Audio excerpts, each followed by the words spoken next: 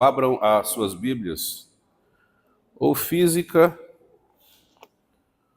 ou digital, no Evangelho segundo escreveu Mateus,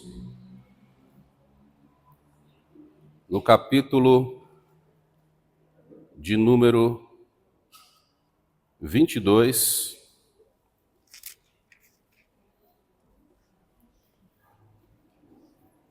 a partir do primeiro versículo. Mateus, capítulo 22. Já faz um tempo que eu não sei o que é usar um paletó. Eu estou até meio sem jeito. Mateus 22, a partir do verso 1, diz assim: De novo, entrou Jesus a falar por parábolas, dizendo-lhes: O reino dos céus é semelhante a um rei que celebrou as bodas de seu filho. Então enviou os seus servos a chamar os convidados para as bodas, mas estes não quiseram vir. Enviou ainda outros servos com esta ordem: Dizei aos convidados: Eis que já preparei o meu banquete, os meus bois e cevados já foram abatidos, e tudo está pronto. Vinde para as bodas. Eles, porém, não se importaram e se foram, um para o campo, outro para o seu negócio.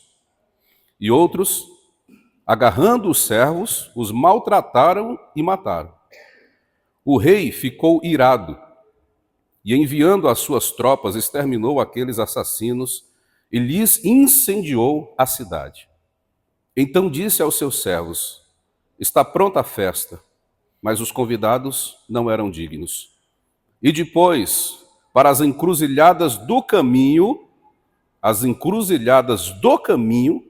e convidai para as bodas a quantos encontrardes.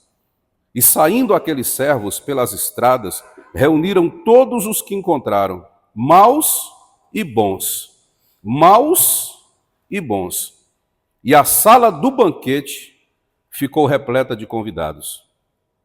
Entrando, porém, o rei para ver os que estavam à mesa, notou ali um homem que não trazia veste nupcial.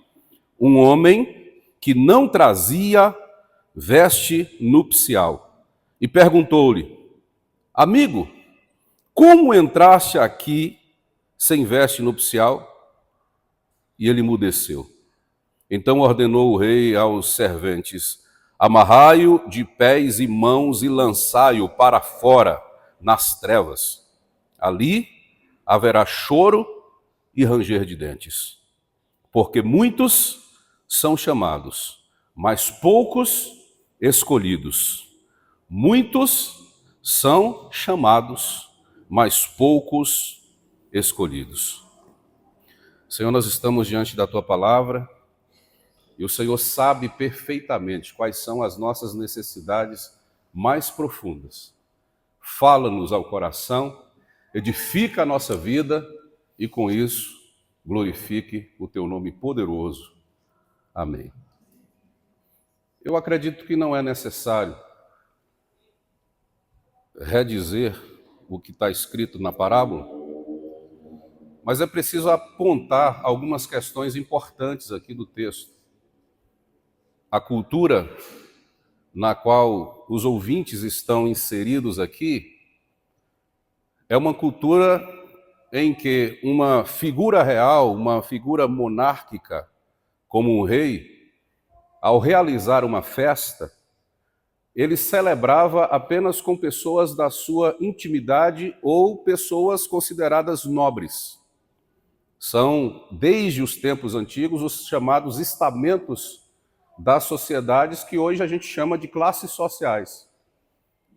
Nesse tempo, especialmente, o núcleo que frequentava o palácio é esse núcleo que a gente chama de elitizado.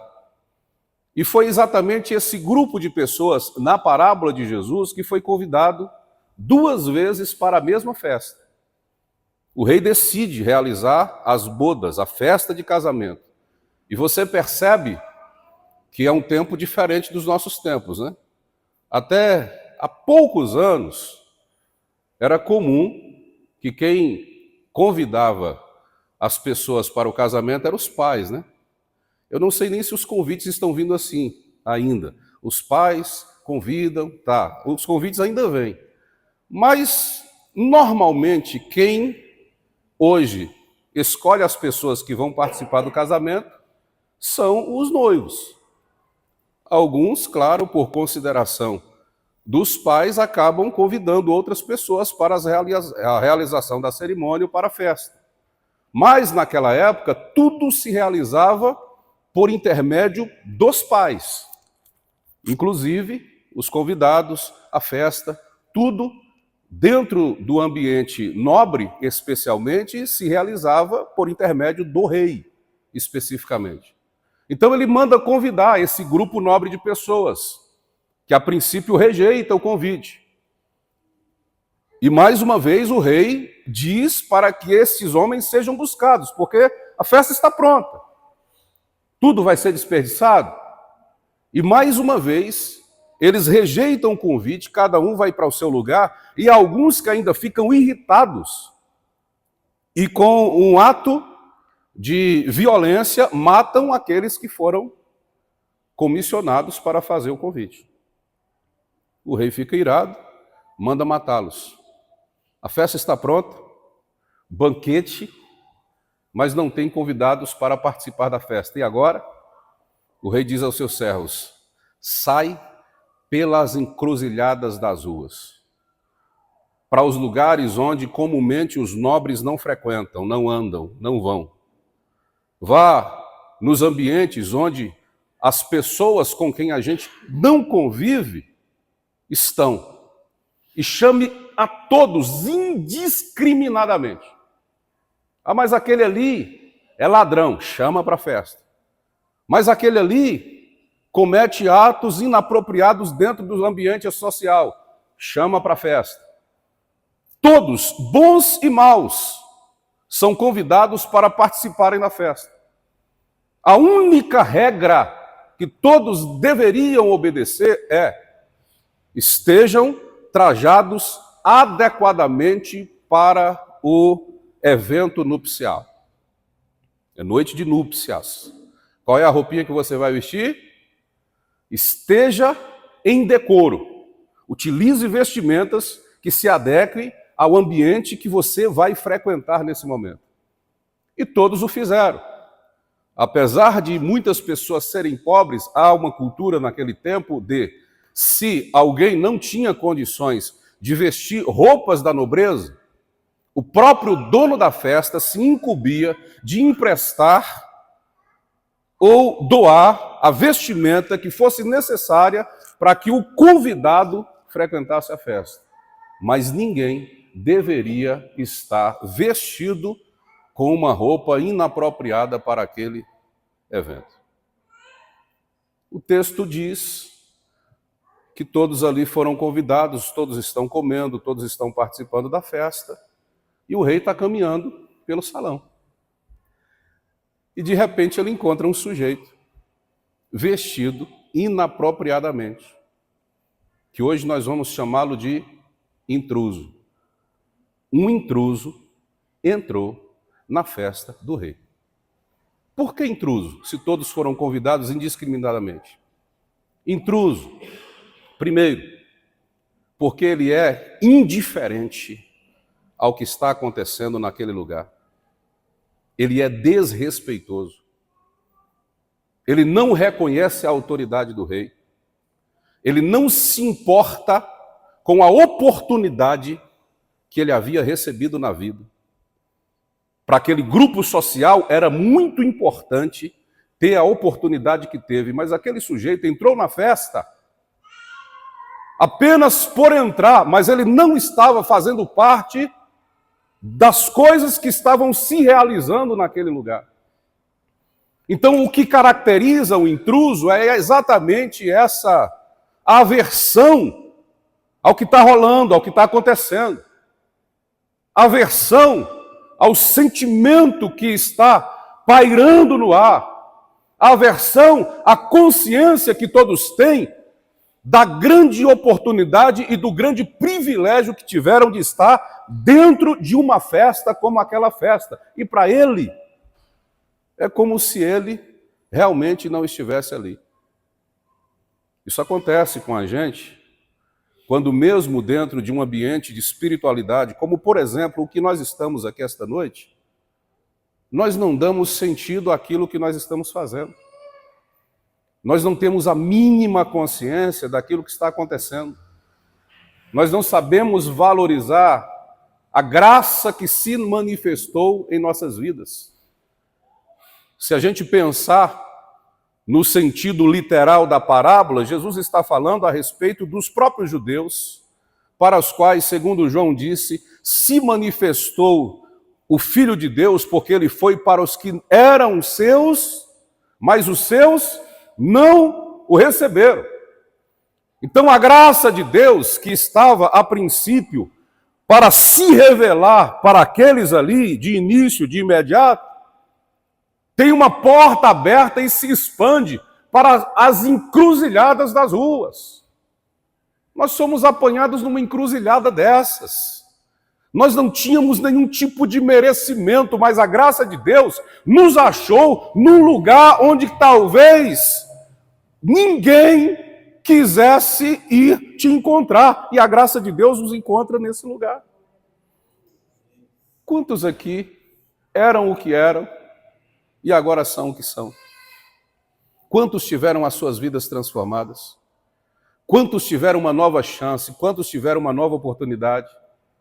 Sem pensar na questão social, que era muito boa para os judeus daquela época, pense na oportunidade de uma espiritualidade vivendo uma experiência com Cristo. O Deus que te amou no Calvário, que entregou a sua própria vida por você, que olha para você com um olhar de carinho, que te encontrou na sarjeta, te levantou e te trouxe para fazer da sua vida uma vida que tenha sentido, que tenha algum significado. Mas às vezes, em algum momento da vida, a gente entra nessa festa, a gente entra nesse ambiente de espiritualidade, a gente entra num local onde a oportunidade da graça de Deus nos é dada, vestido inapropriadamente. Ou seja, não dando sentido, não dando significado, não dando importância devida àquilo que Deus nos chamou para ser, para viver uma nova experiência. E aí você pensa em Judas, por exemplo, está sentado à mesa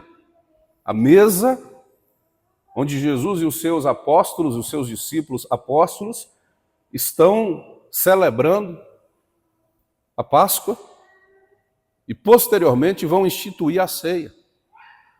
Na celebração da Páscoa, porque Judas não participa da ceia, ele sai antes, estão todos na mesma comunhão, no mesmo espírito. É uma noite de muita alegria. É uma noite de uma manifestação extraordinária da graça de Deus. É uma noite de extrema felicidade para aqueles que estão participando desse banquete. Jesus, o Filho de Deus, está comendo com eles a Páscoa. Cordeiro que está sendo comido ali, junto com pães asmos e com ervas amargas, regado com vinho e com um caldo maravilhoso que eles usavam. Chegou da água na boca agora. Caiu uma lágrima aqui no canto. E eles comendo tudo isso, mas sem um deles sem saber, sem pesar o sentido, o significado do que está acontecendo aqui, ali.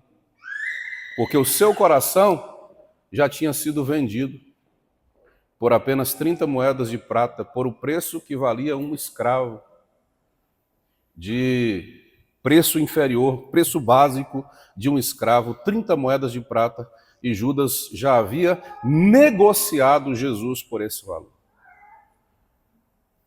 O que acontece é que o rei está caminhando pela festa.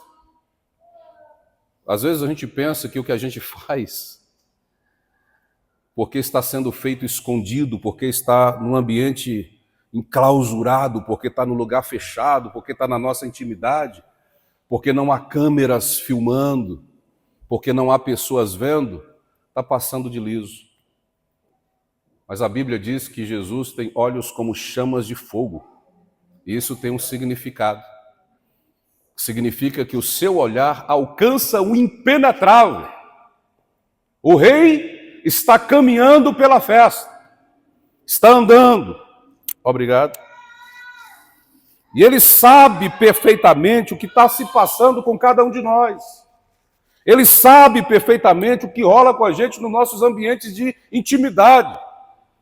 A gente pode enganar as pessoas mais próximas, a gente pode enganar os amigos, a gente pode engambelar aqueles que não conseguem nos enxergar por trás da nossa persona. Mas os olhos de Deus estão caminhando pela festa e em algum momento ele vai encontrar o intruso. E Jesus encontra.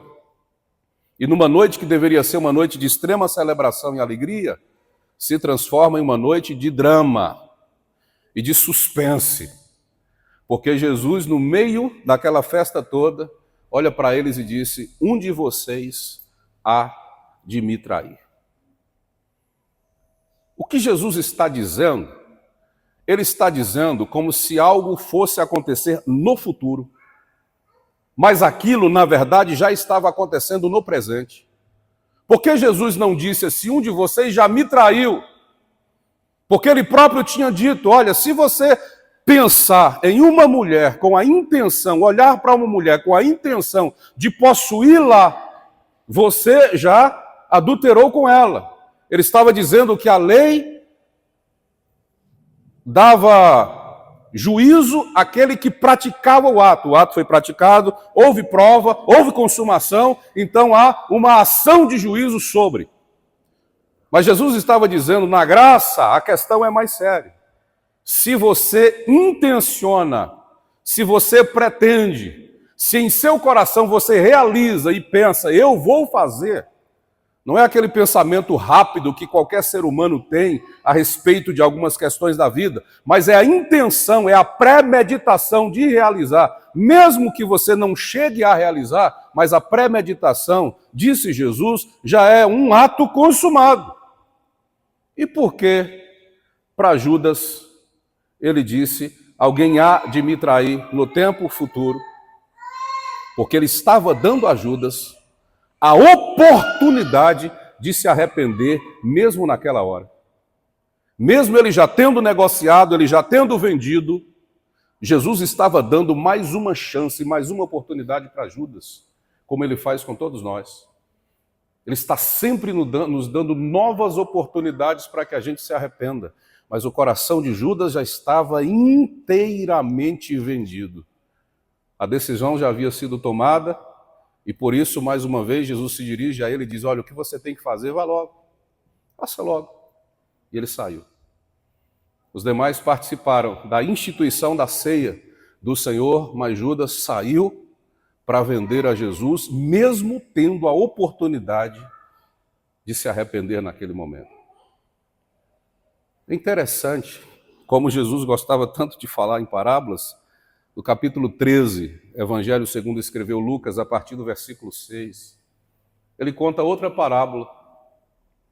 E essa eu gosto muito, porque ele fala do 4º ano de uma árvore que também estava vivendo como intrusa dentro de uma videira. Ele diz que um homem tinha plantado uma figueira dentro da sua vide. Ela cresceu, ela comeu os nutrientes da sua terra, ela aparentou-se, ela tinha folhas, ela tinha boa presença, e o dono, quando viu que ela estava madura para dar frutos, foi até ela, olhou e não havia frutos. Passou a temporada, no outro ano, ele fez a mesma coisa. A árvore está lá bonita, frondosa, aparentemente bela, e o dono olha mais uma vez e não há frutos. 3 anos. No 3º ano, ele vai outra vez, torna a olhar, e cadê os frutos da figueira? Que estão se alimentando dos nutrientes da minha terra. Nenhum fruto. Então ele chama o viticultor e diz: olha, moço, plantei essa figueira, há 3 anos eu venho aqui e ela não dá um fruto. Para que ela está ocupando inutilmente, ouça as palavras de Jesus, para que ela está ocupando inutilmente a terra? Manda cortá-la. Aí o viticultor disse: moço, senhor, vamos ver esse ano? Vamos dar mais uma oportunidade a essa figueira? Eu vou cavar ao seu redor, vou colocar estrume, e a gente vê se ela frutifica. Se ela frutificar, bem está. Se ela não frutificar, é só mandar cortar. E a parábola encerra por aí. É interessante que você fica com vontade de saber o que aconteceu no 4º ano da figueira. Mas Jesus tem uns modos de comunicar misteriosos, mas propositais. Por quê? Ele está dizendo: o que vai acontecer com a figueira depende só dela. Se ela frutificar, ela fica. Se ela não frutificar, ela sai, ela é cortada. O que Jesus está dizendo é o seguinte: o dono da vide, o dono da festa, está passando, ou pelo salão, ou pela vide. Está olhando se a árvore está dando fruto, ou se tem algum intruso. Se tem um intruso, ele será tirado da festa e será lançado no lugar onde há trevas, choro e ranger de dentes. Se a figueira não estiver dando frutos, ela também será cortada e será lançada para fora da videira, porque sempre chega o tempo de Deus estabelecer um juízo. Aquele que dá grandes oportunidades, como deu ao homem que entrou numa festa onde ele não teria a dignidade, a nobreza de entrar. Como deu à figueira de estar plantada durante muitos anos, mas 3 anos seguidos, ela não dava fruto na sua maturidade. E alguém interferiu e ainda disse: vamos dar a oportunidade de mais um ano, colocando alguma coisa, porque talvez não seja culpa dela, talvez esteja faltando algum elemento nela. Pode acontecer. Às vezes o que falta na gente é um saculejo, é um despertar, é alguém cavar ao redor, produzindo alguma ameaça para a gente despertar e perceber que alguma coisa está errada na gente. Mas mesmo assim, alguns ainda, sob ameaça, sob medo, sob profecia pesada ou sob qualquer tipo de alerta, se mantém indiferente ao que está acontecendo ao redor. Quando a gente não presta atenção no que Deus fala, quando a gente não dá ouvidos ao que o Espírito Santo diz, as consequências são danosas. Por isso, as 7 cartas da igreja da Ásia Menor, Jesus disse por meio de João: ouça o que o Espírito diz às igrejas. Quem tem ouvidos, ouça. Que Deus nos ajude, porque nós temos uma grande oportunidade dada por Ele. Nós não merecemos, mas fomos convidados para essa festa. O lugar é plantação de vide, de uva. Mas Deus nos plantou como figueira ali, para comer os nutrientes desta terra, para ser privilégio. A única coisa que ela quer, que o Senhor quer, é que nós ocupemos essa terra utilmente e não inutilmente. E como é que eu posso fazer isso? Dando frutos. Os pássaros, em vez de comerem as uvas, vão comer os figos. E as uvas são preservadas. Talvez Deus te chamou para ser porta de preservação.